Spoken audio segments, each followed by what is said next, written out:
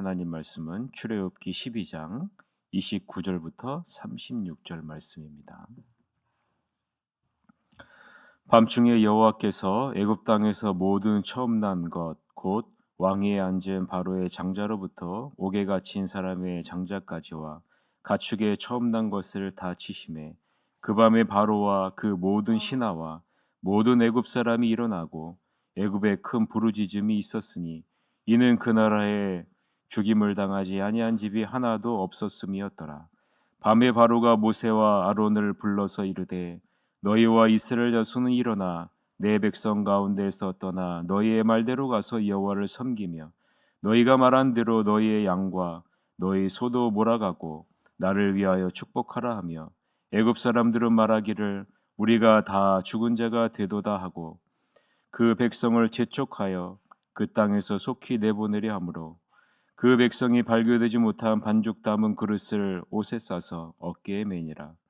이스라엘 자손이 모세의 말대로 하여 애굽 사람에게 은금 패물과 의복을 구하매 여호와께서 애굽 사람들에게 이스라엘 백성에게 은혜를 입히게 하사 그들이 구하는 대로 주게 하심으로 그들이 애굽 사람의 물품을 취하였더라.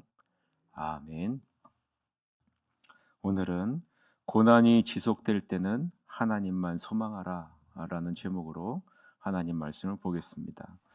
오늘 본문 말씀은 마지막 10번째 재앙이 실행되는 내용을 담고 있습니다. 모세는 이스라엘의 모든 장로들을 불러서 그들이 자신들의 가족을 위해 어린 양을 준비하도록 명령합니다. 그리고 이스라엘 백성들이 어린 양의 피를 문인방과 좌우 문설주에 발라서 그들의 목숨을 보호하도록 지시를 내리죠. 그래서 모든 장로들과 모든 백성들은 하나님이 명령하신 대로 그대로 순종합니다. 반면에 바로는 하나님의 명령에 순종하는 것을 거부합니다. 그러자 애굽에 죽임을 당하지 아니한 집이 하나도 없었더라라고 기록하고 있죠. 사랑하는 성도 여러분, 우리는 이 부분에서 지도자의 중요성을 다시 한번 살펴볼 필요가 있습니다. 왜냐하면 지도자는 백성을 대표하기 때문입니다.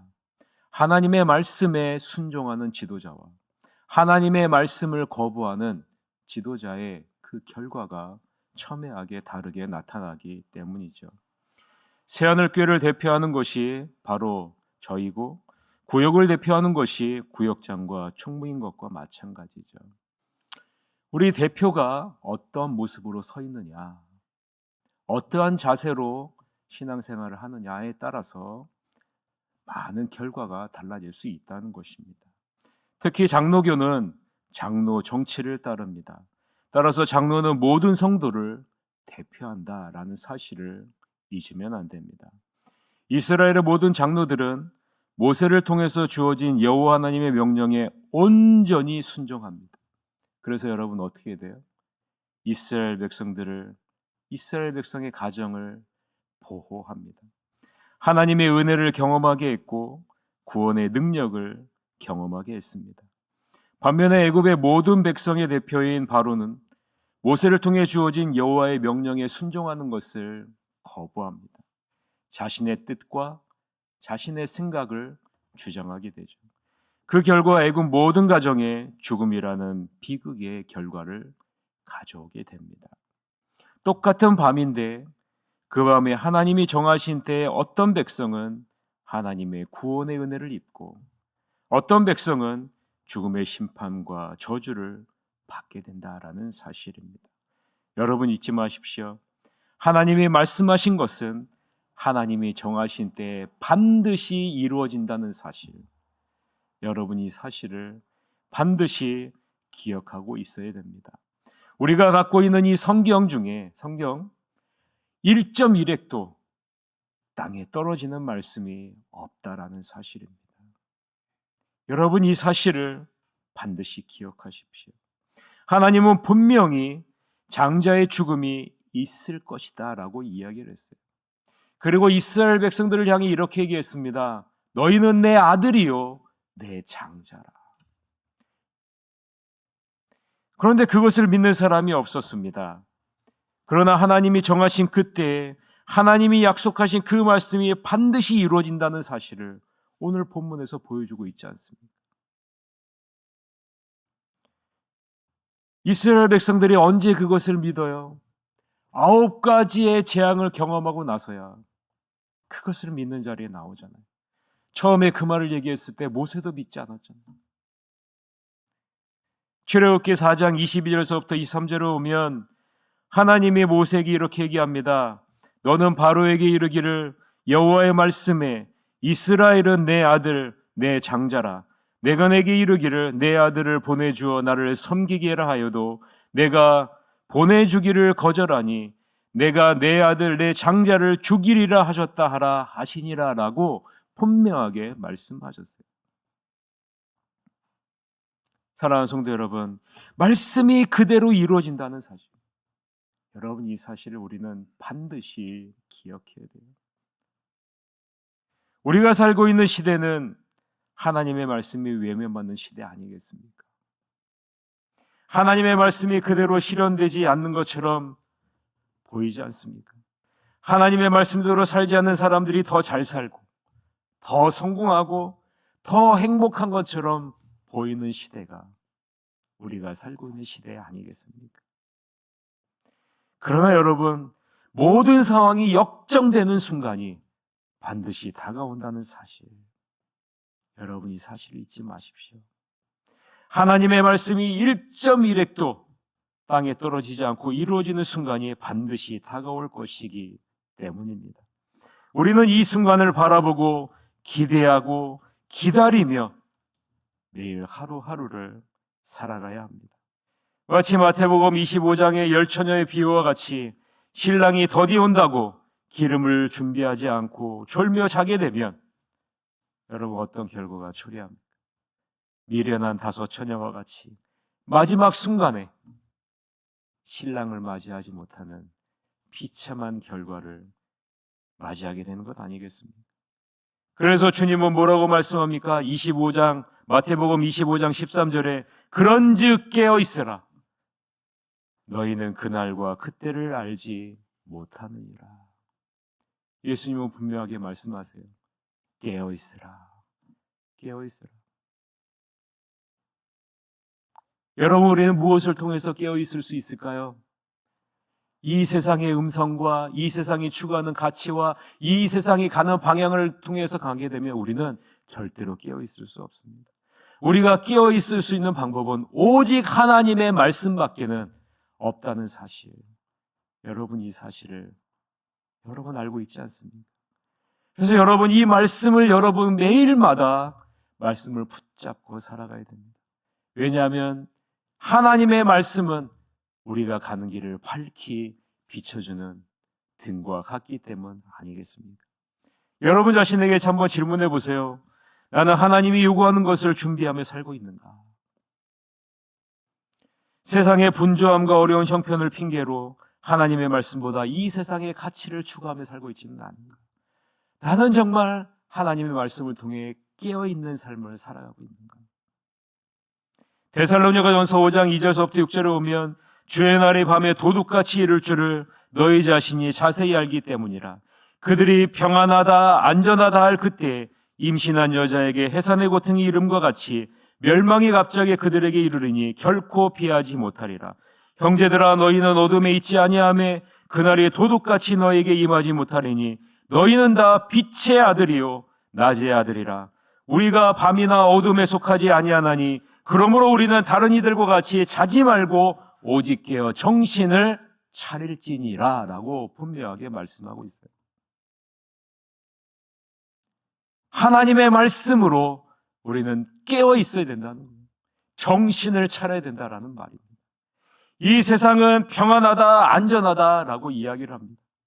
마치 물질을 가지고 있고 건강하고 사업이 번창하면 그 미래가 보장된다라는 그러한 거짓된 음성으로 우리를 유혹합니다. 그러나 여러분 그렇지 않다라는 거예요. 여러분은 어둠에 속한 자가 아니라 빛의 아들이라는 사실을 잊지 마시길 바랍니다. 우리는 절대로 이 세상에 속한 자들이 아니라는 겁니다. 죄악된 이 세상과 구별된 자들이 바로 여러분들이라고 분명하게 오늘 본문을 통해서 말하고 있는 겁니다. 잠시 잠깐 사는 곳이죠. 여러분, 이스라엘 백성들이 애굽에서 430년을 살면서 무슨 생각을 갖고 있습니까? 애굽의 한 부분이라고 생각합니다. 그러나 여러분, 마지막 장자의 죽음을 통해서 하나님이 무엇을 보여주세요? 너희는 애굽에 속한 자들이 아니라라는 거예요. 어둠에 속한 자들이 아니라라는 거예요.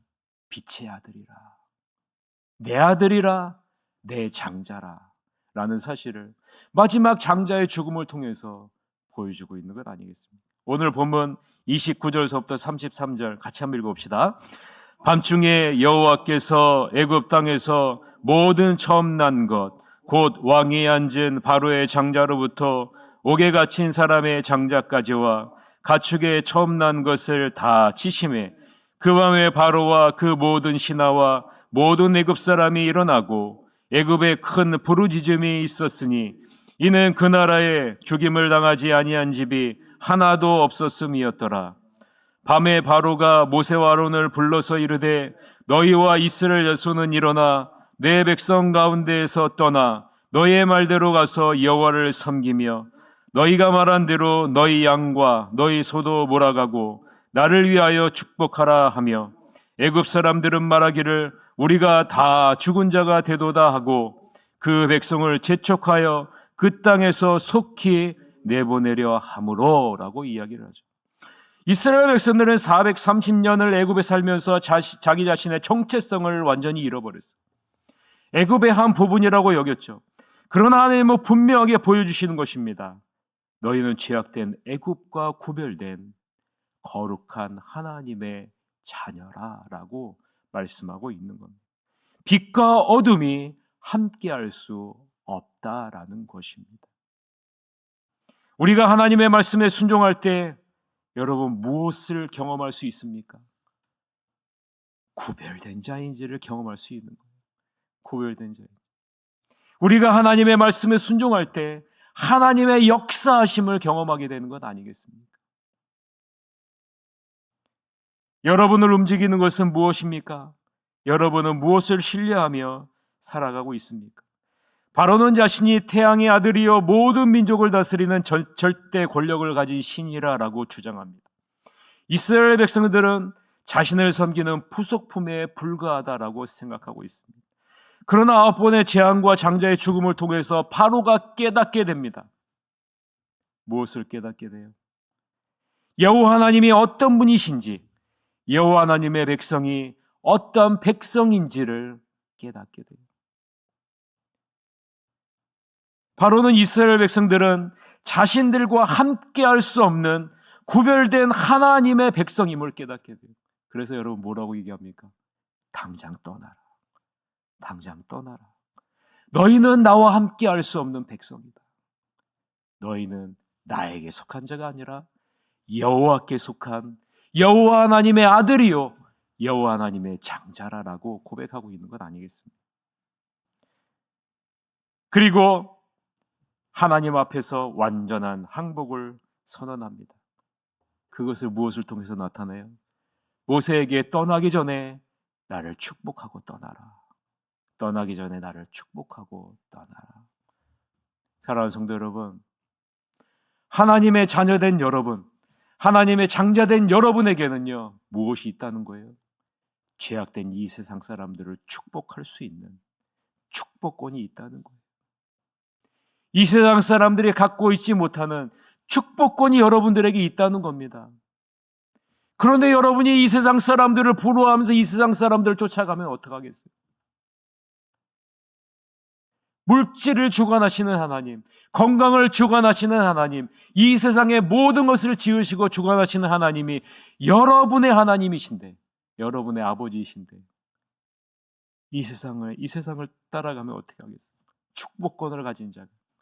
여러분 축복해 달라는 것은요, 나보다 큰 존재에게 구하는 그런 행위가 축복해 달라라는 것이에요. 바로가 지금 모세에게 명령하잖아요. 나를 위하여 축복하라. 하나님이 자신보다 크신 분이심을 인정하는 것 아니겠습니까? 애굽 사람들은 어떻습니까? 이스라엘 백성들을 재촉해 지금 당장 너희 떠나라.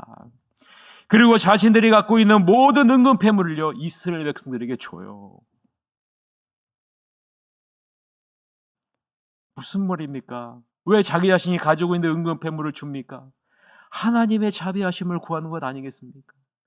너희가 입은 하나님의 자비를 우리도 입게 해달라. 너희가 입은 하나님의 은혜를 우리도 입게 해달라는 것 아니겠어요? 사랑하는 성도 여러분, 하나님께서는 바로의 완전한 황복을 받아내셨을 뿐만 아니라 말씀하신 대로 전리품까지 얻는 기쁨을 허락하시며 애굽에서 나오게 하십니다. 오늘 본문 34절에서부터 36절인데요. 같이 한번 읽읍시다. 그 백성이 발교되지 못한 반죽 담은 그릇을 옷에 싸서 어깨에 매니라. 이스라엘 자손이 모세의 말대로 하여 애굽 사람에게 은금 패물과 의복을 구하매 여호와께서 애굽 사람들에게 이스라엘 백성에게 은혜를 입게 하사 그들이 구하는 대로 주게 하심으로 그들이 애굽 사람의 물품을 취하였더라라고 말하고 있습니다. 우리가 믿는 하나님이 이런 하나님입니다. 하나님이 어떤 분이신지를 반드시 드러낼 것이고 하나님의 자녀가 어떠한 존재인지를 드러낼 것이고 하나님이 말씀하신 것은 반드시 이루시는 분이 바로 여호와 하나님이시라는 사실. 여러분이 이 세상에서 어떤 존재인지를 잊지 마시기를 바랍니다. 여러분은 왕 같은 제사장이요, 거룩한 나라요, 하나님의 백성임을 잊지 마시기를 바랍니다. 하나님이 아브라함에게 뭐라고 약속하신지 아십니까? 창세기 15장 13절서부터 14절에 보면 여호와께서 아브라함에게 이르시되 너는 반드시 알라. 내 자손이 이방에서 객이 되어 그들을 섬기겠고 그들은 400년 동안 내 자손을 괴롭히리니 그들이 섬기는 나라를 내가 징벌할지며 그 후에 내 자손이 큰 재물을 이끌고 나오리라 라고 분명하게 말씀하죠. 이 말씀이 이루어지잖아요. 여러분, 우리는 앞으로의 삶을 기대하면서 살아가야 됩니다. 하나님의 말씀하신 것이 분명히 이루어질 것을 기대하면서 깨어서 정신 차리고 깨어서 살아가야 됩니다. 중요한 것은 뭐예요? 하나님의 말씀에 순종하면서 살아가야 됩니다. 하나님은 아브라함에게 약속하신 것을 그대로 이루셨습니다. 모세에게 말씀하신 것을 그대로 이루셨어요. 마찬가지로 우리는 성경 말씀에 있는 것이 그대로 이루어질 것을 여러분 믿으면서 하루하루 날마다 말씀을 붙잡고 하나님만 소망하며 나가는 여러분이 되시기를 바랍니다. 그러면 하나님이 여러분을 보호하시고 인도하시고 축복하실 겁니다.